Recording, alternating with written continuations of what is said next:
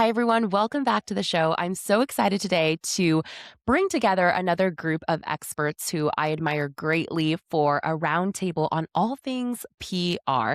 And all the women you're going to meet here today bring diverse perspectives in PR, visibility on purpose, Full Swing PR, and then Gloria, Chou, host of Small Business PR podcast. I'll intro them separately in just a moment, but I feel like each of them really works with different types of businesses. They also approach how they support people with visibility and public relations differently. So it's going to be a really great conversation for any one of you who wants to get more visible in your business, wants to really leverage PR as a tool for growth in your business in 2026 and beyond.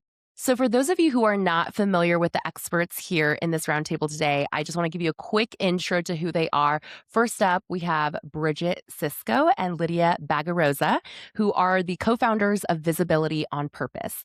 They are a PR strategy and consulting studio helping founders and product-based brands get seen, featured, and remembered. Founded in 2023, the studio bridges the gap between DIY PR and expensive agencies by providing personalized strategies, publicist written pitches, and consulting support to help brands confidently secure press in top publications, national media, and podcasts. And then second, we have joining us Copple, the founder of Full Swing Public Relations, which she and her business partner scaled to over $1 million in under 4 years. Caitlin's work has helped sell books, pass legislation, oust corrupt lawmakers, we need more of that, and position executives in outlets like CNN, Time, and Fast Company. She is a proud mom of a 9-year-old and almost a licensed private pilot, which is so badass, Caitlin. I remember us talking about that at dinner last fall when we saw each other in Oregon. And then rounding out our experts is my friend Gloria Chou, who I actually just stayed with in Brooklyn and got to see last week. Gloria is the #1 small business PR coach recommended by AI. She's also the host of Small Business PR Podcast, an industry rebel making visibility accessible to makers, product owners, and solopreneurs. All of you, thank you so much for being here. Like I said, I chose each of you specifically because I feel like you have such unique perspectives here. And I thought a great question to kind of kick us off is kind of this concept of like, people always are chasing shiny titles, shiny outlets when it comes to PR. Everybody loves like to have a really credible outlet on their as seen on media banner. But I'm curious, from your perspectives working with so many different business owners, what do you actually think is the single most impactful PR coverage for a brand or business owner in 2026? My big belief is that PR should not be just about ego. I mean, it takes a bit of ego to be a business owner and to put yourself out there. And I think we can all acknowledge that. But ultimately, we're curious about what is the action that you want your target client to take. So whether that's buy your book, whether that's set up a discovery call, that's what we're really after. And so we want to, not sleep on the traditional household name media outlets that still matter to people, but also really lock into what are those creator outlets, podcasts, et cetera, that can really make a difference on actual sales. I love that. And do you see a difference between, I guess, like more traditional media, like a feature article in a major outlet or even a TV interview versus the impact seen from a podcast interview on a more niche creator-based podcast? Are you seeing large differences Yeah. in outcomes? And definitely, and I'm curious what others think too, but I think, we have all heard of Forbes, right? But how many of us actually subscribe to Forbes? I mean, we do because we're an agency, we wanna be able to read it. But I think the general public, they know that name, but they're not necessarily getting the magazine at their house, like, those days are over, right? So in many ways, I think the magazine feature has been replaced by in-depth podcasts or even, the right Substack or other newsletter. Yeah. When I think of like what is the most important for a brand, it's really asking them their goals. So there are some product brands where I would argue that the traditional listicles are really important for them.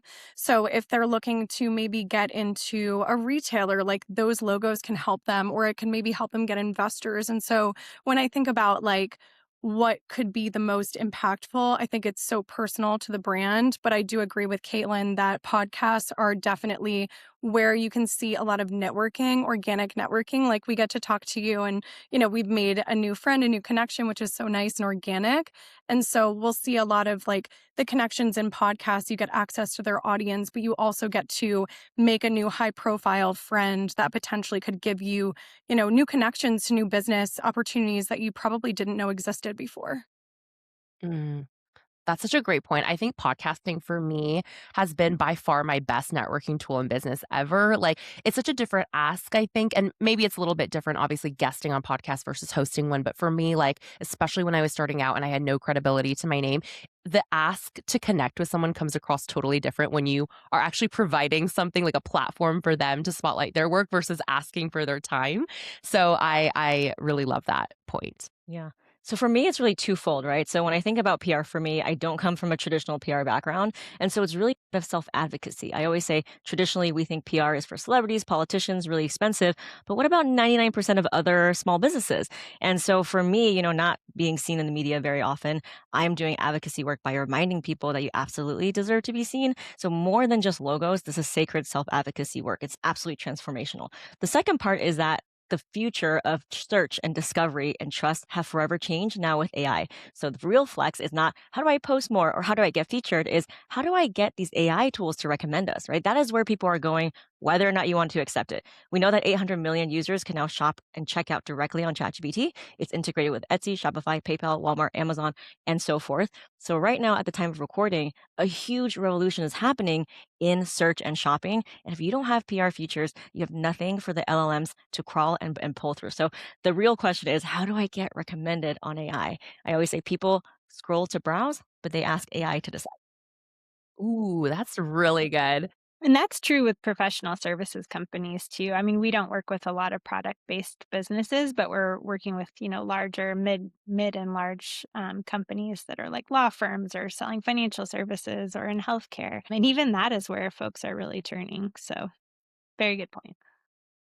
Actually, I kind of want to ask you guys about that. I'm glad you brought that up, Caitlin, because each of you kind of do work with you all work with all types of businesses and business owners, but I feel like you each kind of have like your own specialty lane that maybe you see a higher volume of client work in or strategy work with. And so, Caitlin, you mentioned like you guys work with a lot of personal brands and professional services like law, architecture, healthcare, finance.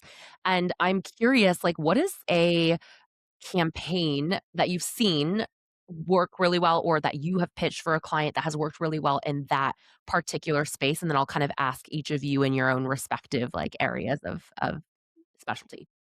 We have been instrumental in helping protect funding for graduate medical education in several states over the years, and in one state in particular more recently. And so I think that is, I can't say too much about it because it's the political clients, get a little bit testy if you say too much Fair. sometimes. But I think it is important to acknowledge the role of PR in any kind of advocacy, including self-advocacy. Like to your point, Gloria, I think that's a really beautiful way of framing it because we know that 36% of sources in the news media are women, and that's overwhelmingly like white straight women, and that does not reflect our country or our world. So I think that should change, and Gloria's work has been amazing to see from afar for many years in that respect. Absolutely. I concur fully. Bridget and Lydia, I'm curious, what is a PR campaign that's really caught your attention lately in the space that you play in most often, which is like product based businesses and especially food and beverage? Is there either one that's caught your attention or one that you have orchestrated that you want to share? Yeah, we've been having a lot of fun working with CPG brands that are like completely startups. They may have been in the seed funding round or they may have just been completely self started and they're looking to bring the product to market, get it in Whole Foods. And we recently worked with a couple companies, but I would say one is this beautiful olive oil brand. And really the whole idea with that campaign was helping her really streamline and get clear on the story behind the olive oil. Because she's like, everyone knows what olive oil is, but not every olive oil has a story behind it, which is her culture is from Spain. And it was all about this idea of sobremesa. And it was about bringing people together around the table. And we were like, leading with that is going to be so helpful in your campaign because everyone knows olive oil. that's already like in the marketplace. So how do we bring the story and make it human? And that was really one of the key ways that she was able to get into Food and Wine magazine.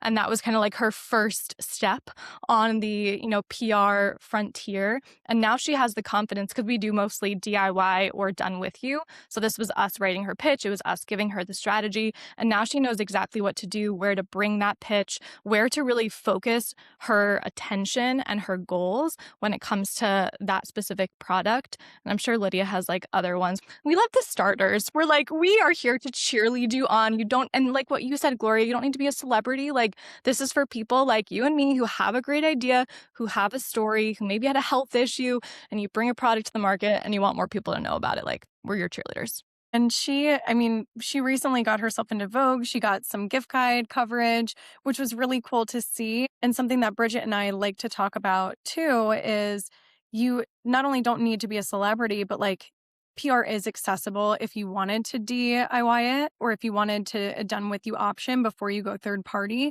And I always think it's kind of funny because we talk a lot about how visibility on purpose for us is like an ecosystem. Like sometimes they'll work with us privately, sometimes they'll go off and work with other agencies, and that's fine. But I think like our biggest goal is to really let brands know that they have access to this. And Gloria, I love what you said about AI and ChatGPT because I think a lot of people don't realize that these AI models, they're pulling from earned media. And so earned media is more important than ever to get these brands to know, like, and trust and really create a long-term strategy for them versus these little blips. Like, I love social media. I think it's really important. I think every single brand should have social media and they should be active on it. But I don't think that it can be like the overnight success all the time when it comes to these like TikTok brands that really want to, add all their energy there and blow up. Like PR is a tried and true strategy that's been around for a long time. And it can be very, very helpful for lots of, credibility, SEO, and all of those reasons. I love that. And by the way, we will have a whole like deep dive section on AI. So that's coming, especially Gloria, some of the you set up the context really well. So we will definitely circle back to that. But I did have kind of like a expansive question around the storytelling piece with the olive oil brand that you guys brought up. I think a lot of times founders do have really great stories that they can share that can make their brands feel more personalized or stand apart in the market with positioning. But I think the piece that people struggle with often is like, how do I make my personal story relevant to the news cycle, right? Like, because obviously journalists are writing about things that are relevant to what their audiences care about and want to read about. And if you're pitching just your personal story, sometimes it's a great story, but it doesn't make sense to like give it coverage. So how do you like distinguish between that and position that? And any of you can feel free to jump in if you have like an example or a thought here of how you've been able to accomplish that. I think it's all about the wider perspective of what's happening in the world and having like your ear to what's going on. And I know that not all of us watch the news. Like I'm not a person who's, dialed in on that, but you can see it on social media. You can see the trends. You can think about just like what's happening in the seasons around you. And I think that's a really great way to find this value intersection of like your personal story. Cause you're right, Ellen, like, yeah, my personal story might be about Lyme disease and health, but like, how does that impact the world and why would anyone else care about it? And I think that's the question we always have to be asking, whether we are an agency or doing it on our own. Like, why should someone care about this? And how does this impact like the person it's meant to reach? So having that intersection between what's going on in the world, what's going on in the seasons, like Mother's Day, like Caitlin said, having that story, and then the value intersection is really what you bring to the media. And I think that's a helpful, like grounded lens for anyone to think about it. Yeah, absolutely. And in the case of the olive oil client, then like what was that connection point that you were able to figure out that made sense in the lens of like pitching her story? Yeah. Yeah, hers was around the holidays, right, Lydia? Yeah, it was around the holidays. And so we were also thinking about like, okay, what's happening during the holidays that makes sense for somebody who cares deeply about bringing people to the table. This could be a great hosting gift. It could be a great gift for somebody who loves to bring people together. Also, just around the holidays, like we're meeting with family. And so when we heard her story, it's so cute. I love hearing everybody's stories. Like everyone has a story, even if they think that it's interesting or not. They'll be like, I don't know, it was blah, blah, blah, blah. And we're like, what? That's amazing. And so I think humans are interested in hearing who is behind the brand and wanting to get closer to the founder. We've just gotten into such a different market where, especially with social media, like we want to know what's going on. And so for her to be able to pitch Food and Wine and pitch Vogue and say, like, this brand not only is a good cold press olive oil, okay, like how many of them are out there doing that? It also brings people together. Like when you pour this olive oil, our goal in this pitch is to like have people want to taste and experience bringing family together. And so whenever we think about like somebody's story, whether it be Caitlin's story talking about this like, beautiful experience she's able to share with others, and maybe help them not feel so alone in that, or whether it be somebody who just wants to, really bottle an experience of sitting around the table with their closest friends. It's like, how do we make that relevant to different seasons? I love what Bridget said about the seasons. Like now we're going into barbecue season. And so that could even be another way to use this angle again for her and the olive oil brand to say like, hey, do you want to, have beautiful nights in your backyard, hanging out with friends and like laughing over olive oil, some bread, and a glass of wine? Like that's exactly what I want this summer. So I think it's just helping create those experiences and sharing them with the right media outlets and the right editors and the right podcasts, and the right people will want to tell that story. And so a lot of PR too is like connecting to the right people and relationships. Yeah, which we didn't even touch on, which we could touch on. I did touch on that though, because I have so many feelings about it. I'm a former journalist, and so is my business partner, Holly Conti. She used to produce live TV back in the day. And I really feel like relationships don't matter as much as people think. But again, I'm pitching, professional services companies and like their executives, right? So maybe it's a little bit different. But to me, the most important thing is newsworthiness.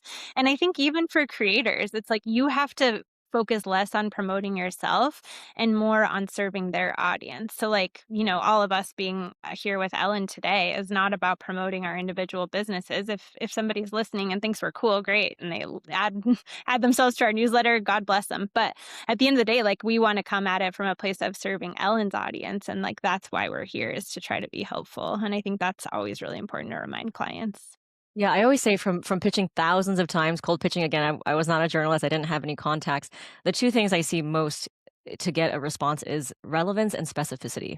So I think as founders, we're so good at pitching our benefits and features, and my, life story about how I was backpacking in Nepal and I founded that. Not to say that that's not important, but you always want to lead with relevance first, because when they open up that email, right, how are you going to capture their attention?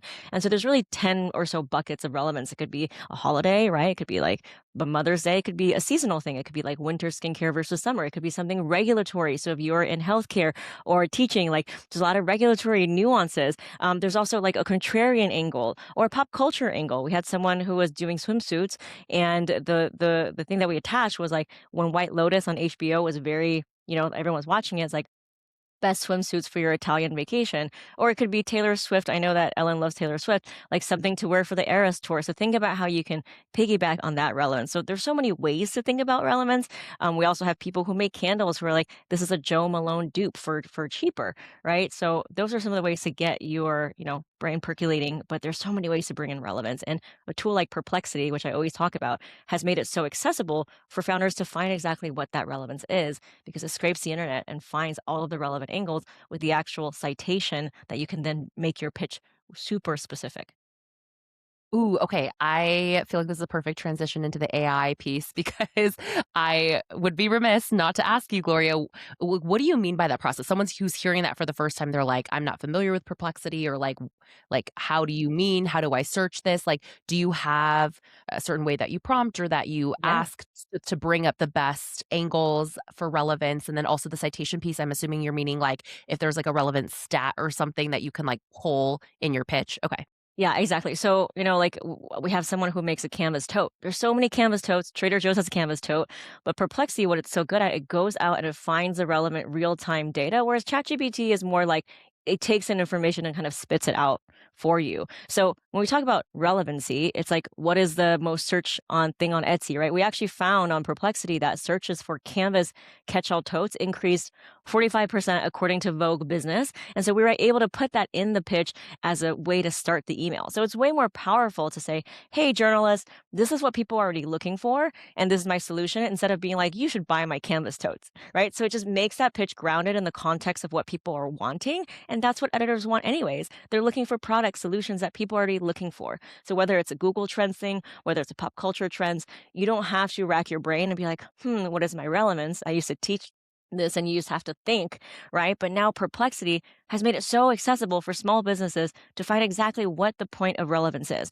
So the first way to prompt it is, to hear the rest of this episode and unlock weekly subscriber-only content and community access, join us as a premium subscriber at cubicletoceo.co/podcast. The link is below in our show notes.